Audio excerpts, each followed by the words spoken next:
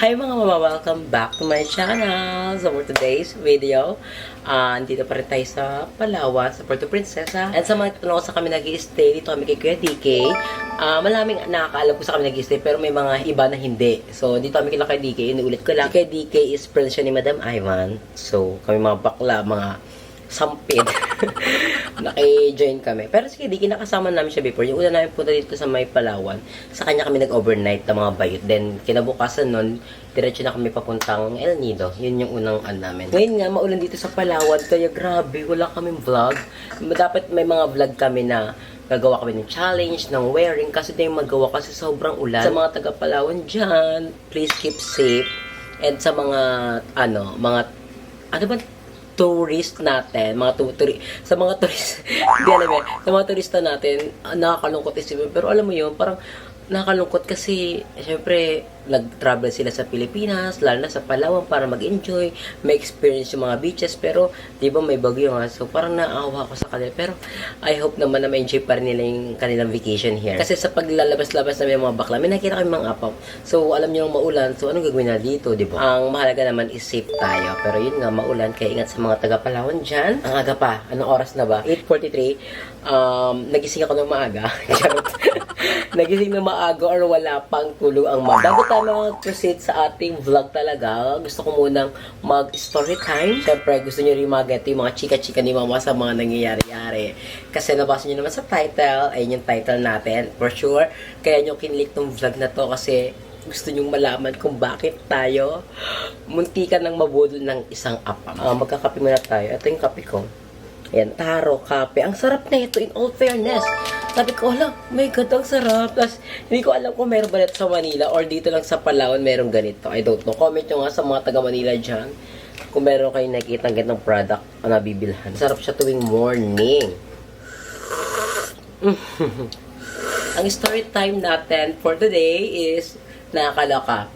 Muntikan na ako mabudol ng isang app. Muntikan na, pero hindi naman tayo nabudol. Alam niyo naman, hindi talaga ako gumagamit ng mga dating app. Kasi, wala, parang, hindi ko siya trip. Gusto ko kasi pag na-meet ko yung the right one, gusto ko hindi sa galing sa application. Ganun. Kasi, hindi ko alam, hindi ko naman sinasabi na ayoko ha. Parang, hindi ko din talaga siya gusto sa ngayon. Pero, hindi ko naman sinasabi na pangit ang ganung relasyon. Kasi may mga relationship din naman na nakuha sa dating app. Tapos sila nagkakaya, din nagkakaya. So, alam niyo na yan. Pero ako talaga, ayokong, para sa ngayon ha, ayokong makilala ko yung right one sa dating app. Kasi marami namang, alam nyo, manlilibog ang mga app. So, kapag nasa dating app sila, ang goal talaga nila is in humarbat-harbat lang. Yung parang tikim-tikim lang sila. Dahil muna dito sa may Puerto Princesa, kasama nag-i-stay, dahil labagot ang mama, nag-download ako ng dating app. Ang dinownload ko is OkCupid. Ayan, OkCupid. Wait lang. Mapakita ko sana yung OkCupid na, pero meron pang isang dating app. Ayan, meron ako Tinder. Ayan, nag-download ako ng Tinder dahil sa sobrang bagot ni mama. Nag-download ako niyan. Tapos swipe left, swipe right, swipe left, swipe right, ganyan. Tapos may naka-chikahan ako. Tapos, gwapo, sobrang gwapo. Sabi ko, hala, baka ito talaga yung destiny sa dating app magkakaroon jowa.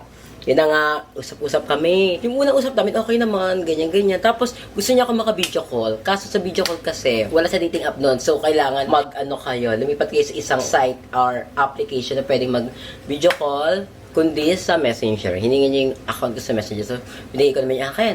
So, ayun na. Binigay ko. Tapos, wait lang. Kasi may screenshot ako dito. Actually, hindi ko pa siya in-screenshot pala. Dito pa sa history ko yung chat namin. Ala, parang nawala, no. Ay, ito, dito pa siya. Simula muna tayo sa hi. Ayan yung screenshot. Hi. Tapos sabi ko, hi. Welcome to Facebook. Yeah, what you're doing now? Chat with you and you. Nothing. It's 3:30 in the morning here.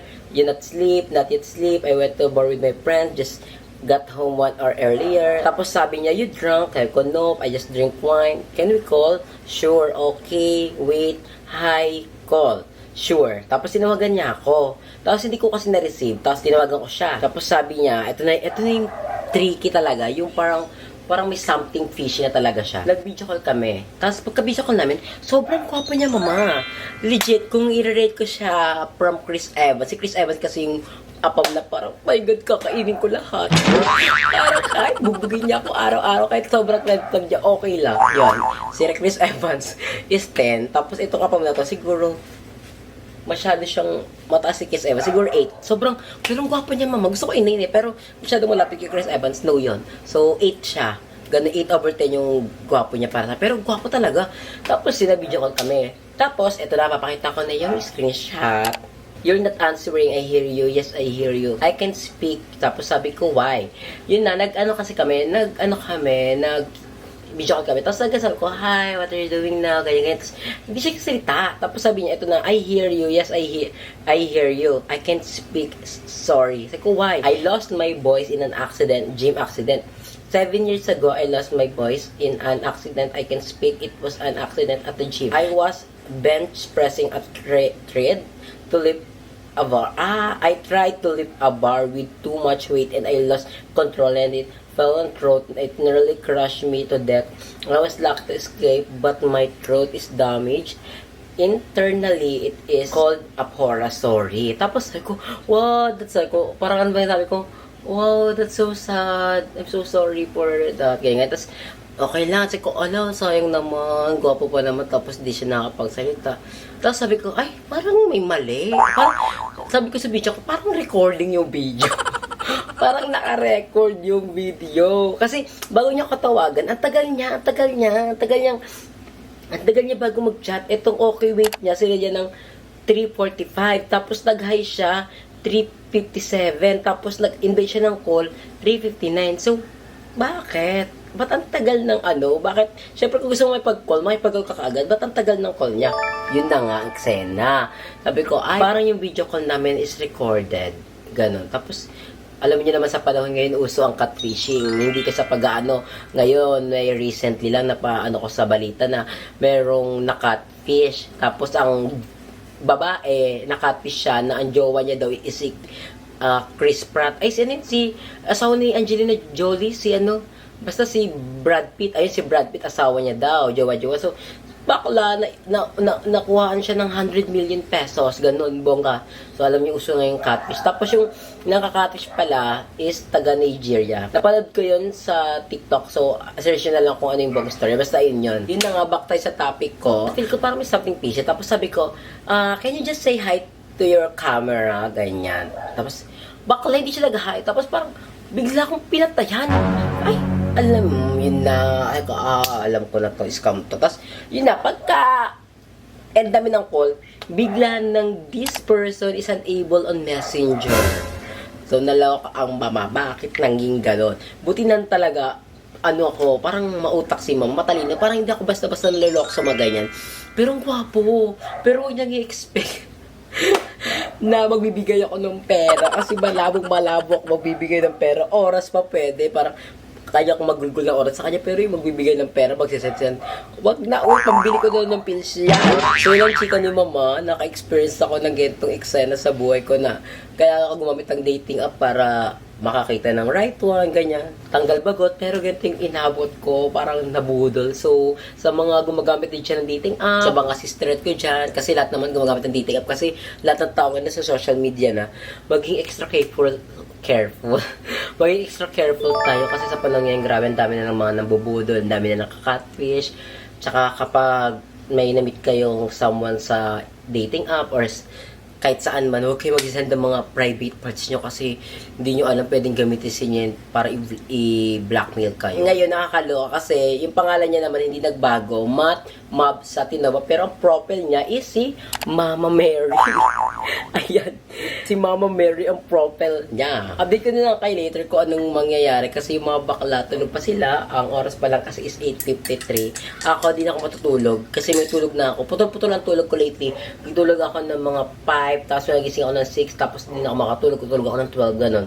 Kasi ang mga bakla, iba-iba din naman tulog namin. Ay, dito kasi pagpunta namin sa Palawan, wala talaga kaming plan na mag-vlog. Kaya sorry sa mga, baka nag-expect kayo na mag-tour kami. Wala po sa plan namin yan. Gusto lang namin mag-unwind, mag-relax, para kahit paano lumayo-layo sa Cavite. Kasi, di ba, nakakabagot naman na lagi ka nandoon sa Parañaque. Kaya punta kayo kami dito ng Palawan para mag-enjoy. And so far naman, enjoy namin siya. Na-relax naman namin ng mga bakla. And wala kaming regret sa pagpunta namin dito kahit maulan.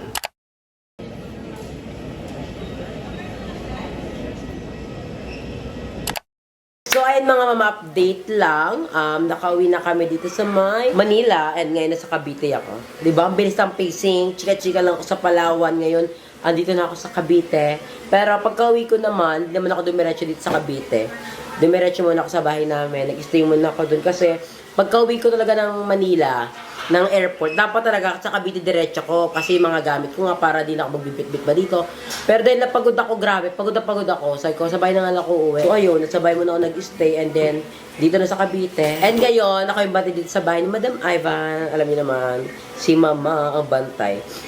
Madumi lang yung yung tawag na to, yung ang tawag ni Madam? Yung ref niya madumi kasi ang tagal nang natemba. Hindi ko alam bakit ang dumi, nakasarado naman.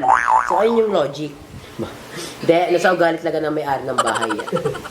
Pag madumi talaga yung yung budi ng may-ari ng bahay, madumi din talaga yung ref niya. Ayan, papakita ko sa inyo yung ref niya. Lilinisin ko naman to. Ayun ang dumi. Ba't kaya ganyan, guys? Ayun, may dumi-dumi. Or nasa may-ari talaga to ng bahay. Ayun, madumi siya. Hindi ko alam kung ano yun. Hindi ko saan nanggaling to. Mga ganyan-ganyan, Diba? Nakakaloka. Yung may-ari talaga ng bahay kasi. Masama yung ugali. Pero yun nga, si Madam Ivan, hindi ko pa alam kung kaya siya makauwi. And nabalitaan ko, nag-ER si Madam. Napunta siya sa ER. Kasi nga, hindi ko din alam. Hindi ko pa tinanong. Kasi ayoko lang magtanong-tanong. Pero I hope na maging happy, okay si Madam kung nasan siya man ngayon. Kahapon, ilang oras siyang hindi active. So, kinakabahan na kami. Pero yun lang, Madam, ingat ka dyan palagi sa Palawan and Ayiden. Uuwi sila dito baka mga 26 si Madam Ivan. Tapos si Ayi before 22 kasi pupunta kami ng Kaingin kasi reunion yun. Sana matuloy kami ng mga bakla doon. Yun lang mga mama, thank you so much for watching and I'll see you on my next vlog. At pag-procession nyo rin pala kung parang ang gulo ng vlog natin. Kasi nga, wala talaga kami plan mag-vlog sa may Palawan. Sadyang gusto lang mag-enjoy, mag-body ng mga bakla. Kaya pag-procession nyo, nabawin lang kami soon kapag meron kaming ganap na kailangan namin i-vlog. Bye!